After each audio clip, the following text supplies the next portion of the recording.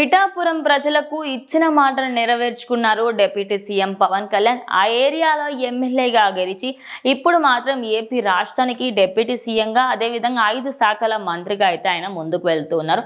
అదే క్రమంలో పిఠాపురంలో 100 పడకల ఆసుపత్రి అయితే నిర్మించబోతుంది. ఇప్పటికీ అపోలో కూడా అక్కడ స్టార్ట్ అయిందనే వార్తలు వినిపిస్తున్నాయి.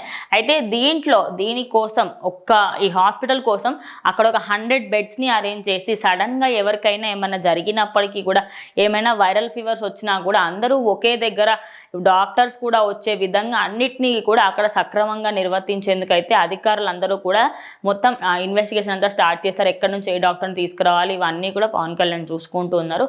అయితే ఇక్కడ ఈ ఒక్క హాస్పిటల్కి 38 కోట్లు మాత్రం వెచ్చించబోతున్నారనమాట.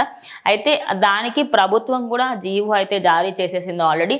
అయితే ఇందులో ఈ 100 పడకల దానికి సంబంధించి ఏదైతే బెడ్స్ అవన్నీ ఏ హాస్పిటల్లో అయితే అరేంజ్ చేస్తున్నారో ఈ పిఠాపురం ఏరియాకి సంబంధించి 66 పోస్టులు అయితే ఉన్నాయన్నమాట. నర్సులకు కానీ అదేవిధంగా వార్డ్ బాయ్స్ లాగా కానీ ఇలా చాలా మటుకు పోస్ట్స్ అయితే ఇంకా భర్తీ కావాల్సి ఉంది. మరి దానికి సంబంధించి అక్కడ ఉన్న వాళ్ళకి జాబులు కూడా వచ్చే అవకాశం ఉంది. అదే కాకుండా ఇందులో వాళ్ళ జీతాలకి సంబంధించి 4.32 కోట్లు కూడా ప్రతి సంవత్సరం మొత్తం అక్కడ వచ్చే వాళ్ళందరికీ కూడా ఇంత శాలరీస్ ఇస్తాము అనే విధంగా అందరికీ కలిపి ఈ శాలరీస్ ఇవ్వడానికి కూడా రెడీగా ఉన్నారు. అంటే అక్కడ శాలరీస్ కూడా గట్టిగా ఇచ్చి ప్రజల కోసము ఖచ్చితంగా అటు ఉపాధి కల్పిస్తూ ఇటు అదేవిధంగా నాణ్యమైన ఆసుపత్రి సేవలు కూడా ఇచ్చేందుకు మాత్రం పవన్ కళ్యాణ్ ముందుకు వస్తున్నారు. ఇక ఈ విషయం తెలిసినప్పటి నుంచి అందరూ కూడా ఫుల్ హ్యాపీగా ఉన్నారు. ఎందుకంటే పిఠాపురానికి సంబంధించి ఆ ప్రాంతంలో మల్టీ స్పెషాలిటీ హాస్పిటల్ కానీ ఏదైనా పెద్దగా కానివ్వండి ఏది లేదు.